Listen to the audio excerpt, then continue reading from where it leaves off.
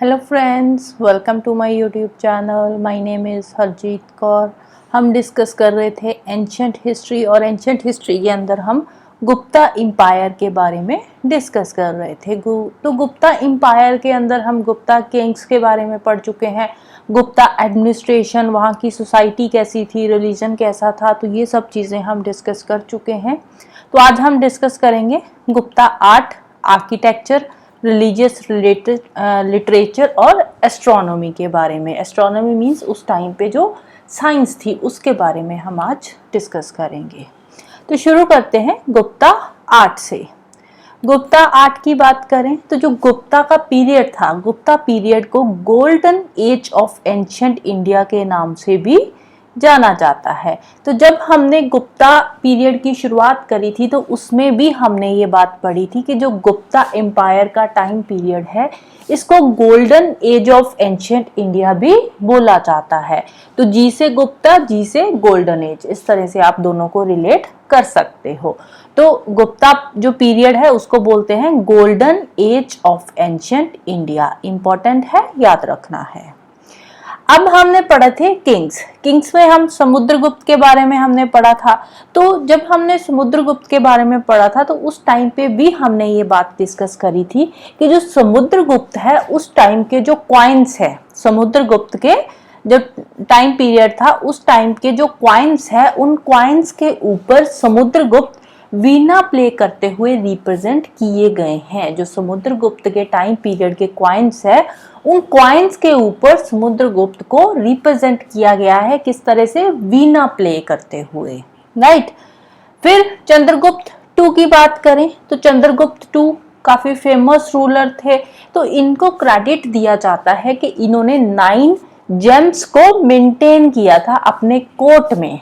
तो इनकी कोर्ट में 9 जेम्स थे जिनको 9 ल्यूमिनरीज भी बोला जाता है, ग्रेट स्कॉलर्स भी बोला जाता है, नवरत्न्स भी बोला जाता है। तो कौन से हैं ये 9 रत्न्स या 9 जेम्स या ग्रेट स्कॉलर्स बोल लो या 9 ल्यूमिनरीज बोल लो, तो यहाँ पे उनके नाम भी दे रखे हैं। कौन कौन से हैं? कालिदास है, अमर सिम्हा, धन्वंतरी, वार्महीरा, वारारुचि, घटकर्णा, शप्परनाक, वेलभट्ट एंड शंकु। तो अब आगे जब हम लिटरेचर पढ़ेंगे ना तो उस लिटरेचर में इनकी जो फेमस बुक्स है या राइटिंग्स है उनके बारे में भी हम डिस्कस करेंगे, राइट। तो गुप्ता एम्पायर के टाइम पे बुद्ध जी की एक इमेज मिली है। कौन सी इमेज मिली है? ब्रॉन्ज इमेज मिली है। और ये जो ब्रॉन्ज इमेज है इसको रिकवर किया गया है भागलपुर से। कहां से? भागलपुर से। और ये जो ब्रॉन्ज इमेज है ये 2 मीटर हाइट की है, 2 मीटर तक हाइट है। बुद्ध जी की ये ब्रॉन्ज इमेज है जो कि गुप्ता एम्पायर के टाइम पीरियड की है, राइट। पहली बार गुप्ता एम्पायर के टाइम पे जो विष्णु भगवान जी की इमेज है, शिव जी की इमेज है या बाकी कुछ और हिंदू गॉड्स की इमेजेस है वो यहाँ पे शो करी गई है, राइट। तो ये पहली बार गुप्ता एम्पायर के टाइम पीरियड में शो करी गई है, राइट। उसके बाद धर्मचक्र मुद्रा, सारनाथ में जब धर्मचक्र परिवर्तन हुआ था बुद्ध जी का तो उसकी भी जो इमेज है वो इसी टाइम की है, गुप्ता एम्पायर के टाइम की है। ये वाली इस तरह की जो इमेज है, जो इमेज है बुद्ध जी की वो गुप्ता पीरियड की ही है। इसके अलावा बुद्धा इमेज ऑफ बामिया में जो बुद्ध जी की इमेज है कुछ इस तरह की है, ये भी गुप्ता पीरियड की ही है, right. Brahmanical image great boars, Varaha, Vishnu ji की जो इमेज है वो कार्व करी गई है, वो रॉक के अंदर कार्व करी गई है। कार्व करने का मतलब क्या होता है कि जैसे एक रॉक का टुकड़ा है उसके अंदर कार्व कर करके विष्णु जी की एक पूरी की पूरी जो इमेज है वो तैयार करी गई है। तो उसको कहाँ पे पाया गया है? At the entrance of a cave at Udayagiri की केव्स के एंट्रेंस पे ये विष्णु जी की जो पिक्चर है, जो इमेज है उसको कार्व करके बनाया गया है। किस टाइम पीरियड में? गुप्ता टाइम पीरियड में। अजंता की पेंटिंग्स की बात कर ले या फिर मध्य प्रदेश में जो भाग केव पेंटिंग्स है ये सारी की सारी गुप्ता पीरियड की ही है। और ये किस में आता है? ये बुद्धिस्ट आर्ट के अंदर आता है। अजंता केव पेंटिंग्स होगी, भाग केव पेंटिंग्स होगी, ये किस में आती है? बुद्धिस्ट आर्ट में आती है। और ये कब बनी थी? ये गुप्ता एम्पायर के टाइम पीरियड पे बनी थी, गुप्ता एम्पायर के आर्ट में ही इसको जो है माना जाता है, राइट। जो गंधारा स्कूल ऑफ आर्ट था, तो इसको रिप्लेस करके अलग अलग रीजनल सेंटर्स शुरू करे गए। बनारस हो गया, पाटलिपुत्र हो गया, Mathura school of art, Mathura school of sculpture या आर्ट आप बोल लो, तो ये सारे के सारे कब आए थे, गुप्ता एम्पायर के टाइम के है। बहुत सारे स्तूपास इस टाइम पे बनाए गए थे, जिसमें कुछ फेमस स्तूपास जैसे मीरपुर खास सिंध के अंदर बना हुआ है, रत्नागिरी स्तूपा उड़ीसा में है, सारनाथ में है, धमेक, तो ये कुछ उस टाइम के फेमस स्तूपास है, राइट। नेक्स्ट बात करते हैं गुप्ता आर्किटेक्चर की। आर्किटेक्चर की बात करें तो उस टाइम पे फेमस टेम्पल आर्किटेक्चर का एक मेन जो स्टाइल था उसकी शुरुआत होती है गुप्ता पीरियड में। Beginning of main style of temple architecture. Temple architecture का जो मेन स्टाइल है, जो आज की डेट में भी हम बनाते हैं, राइट। तो कौन सा स्टाइल है ये टेम्पल आर्किटेक्चर का, तो इसमें आता है नागर स्टाइल और द्राविड़ स्टाइल। तो नागर स्टाइल के जो टेम्पल्स है ये कहाँ पे है, नागर स्टाइल के टेम्पल्स नॉर्थ इंडिया में होते हैं और द्राविड़ स्टाइल के टेम्पल्स जो है ये साउथ इंडिया के टेम्पल्स है। तो आज की डेट में भी ये नॉर्थ इंडिया और साउथ इंडिया में नागर और द्राविड़ स्टाइल के जो टेम्पल्स है वो आपको देखने को मिल जाएंगे विद गर्भगृह। गर्भगृह क्या होता है, गर्भगृह होता है कि जहां पे मेन भगवान की इमेज लगाई जाती है और वहां पे पूजा करी जाती है, जो मेन एक सेंटर होता है टेम्पल के अंदर, राइट। तो टेम्पल के अंदर एक मेन सेंटर बनाया जाता है, एक मेन रूम आप जिसको बोल सकते हो। तो स्क्वायर शेप का ये होता है, इसके अंदर भगवान की एक मूर्ति लगाई जाती है और इसकी पूजा करी जाती है। तो ये जो एरिया है, इस एरिया को बोला जाता है गर्भगृह, या फिर इसको सैंक्टम सेक्टोरम भी बोला जाता है। एंड अ पिलर्ड पोर्च, मतलब उस टाइम के जो टेम्पल्स थे, उन टेम्पल्स को अगर आप देखोगे तो उसमें बहुत सारे पिलर्स लगाए जाते थे, राइट। तो ये है गुप्ता आर्किटेक्चर। टेम्पल्स को एक बार हम यहाँ पे देख लेते हैं। ये नदरन स्टाइल टेम्पल है, नागर स्टाइल, और ये है द्राविड़ स्टाइल। अब देखो यहाँ पे ये रहा गर्भगृह, राइट। तो गर्भगृह के अंदर एक भगवान की इमेज है जिसकी यहाँ पे पूजा करी जाती थी, राइट। तो इसको सैंक्टम सेक्टोरम भी बोलते हैं, राइट। तो ये नागर स्टाइल है, ये द्राविड़ स्टाइल है। अब जो नागर स्टाइल होता था ना, उसमें बहुत सारे टावर्स होते थे। ये देखो यहाँ पे आपको दिख रहे हैं, बहुत सारे यहाँ पे टावर्स होते थे। लेकिन जो द्राविड़ स्टाइल है उसमें एक ही मेन टावर होता था, छोटे छोटे बाकी के टावर्स नहीं आपको दिखेंगे। तो यही दोनों में मेन डिफरेंस है, राइट। नेक्स्ट बात करते हैं रिलीजियस लिटरेचर की। तो इस टाइम पे बहुत सारे हिंदू टेक्स्ट आपको देखने को मिलेंगे, जैन टेक्स्ट, बुद्धिस्ट टेक्स्ट, तो उनके बारे में एक एक करके पढ़ते हैं।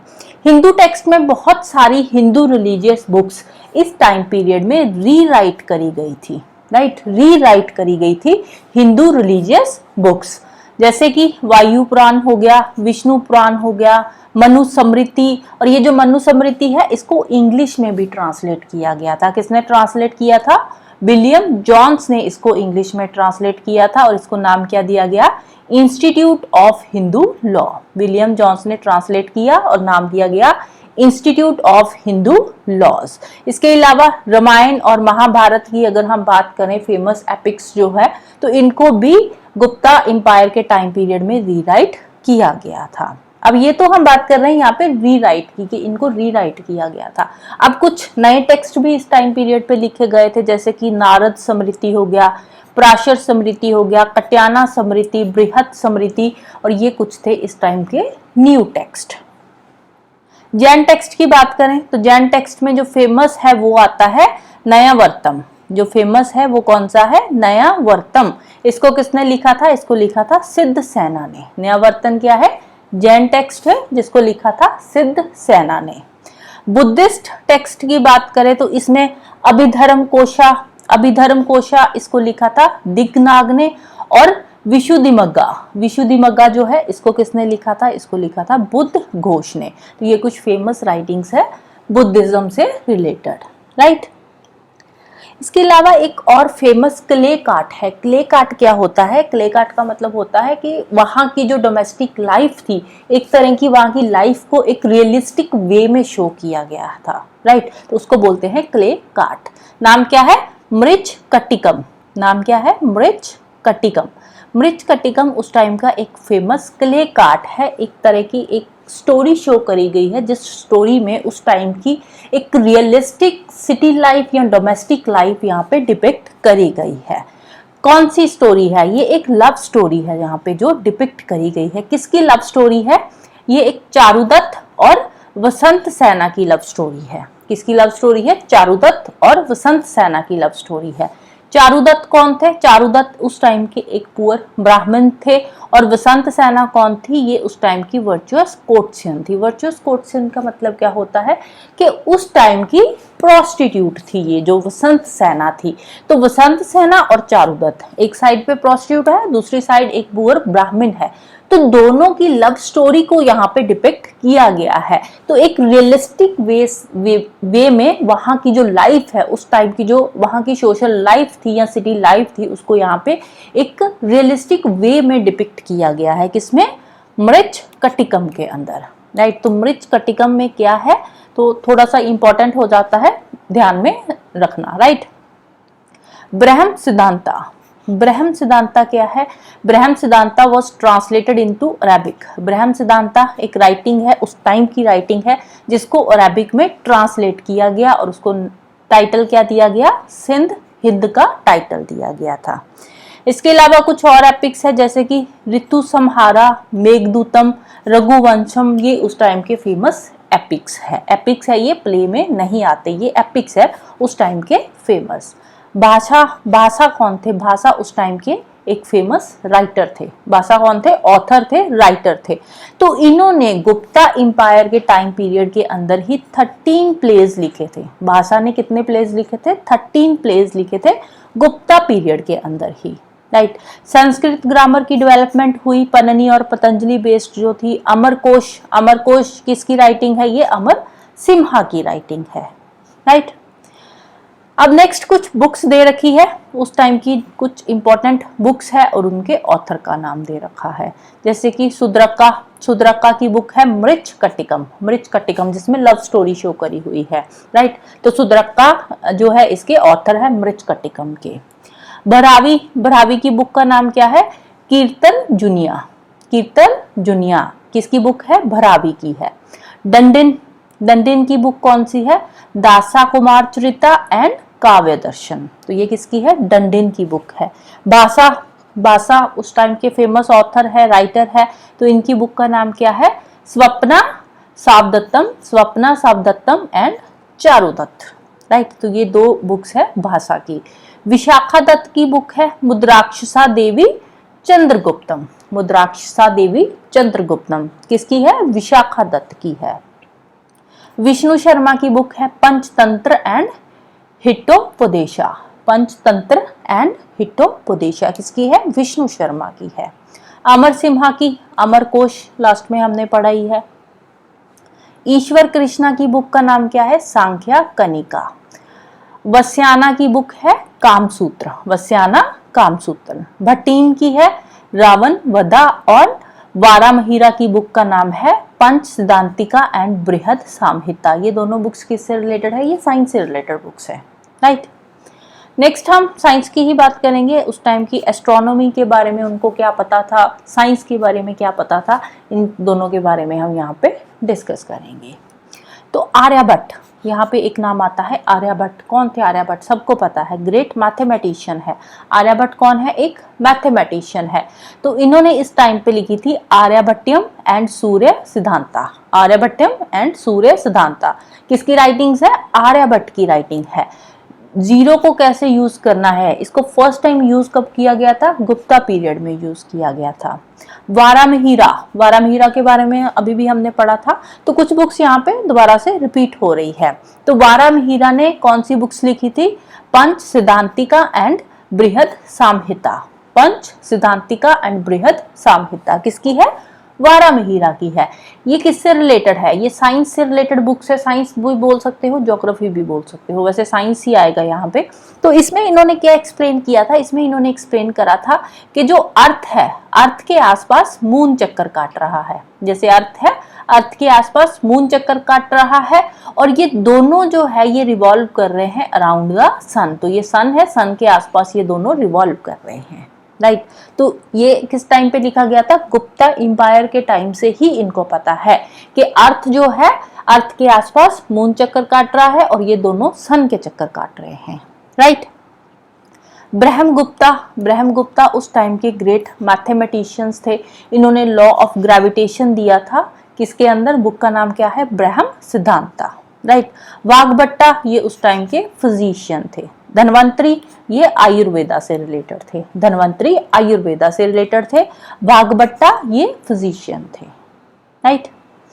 रोमाका सिद्धांता ये क्या है? ये उस टाइम की एस्ट्रोनॉमी की बुक है जो उस टाइम पे लिखी गई थी।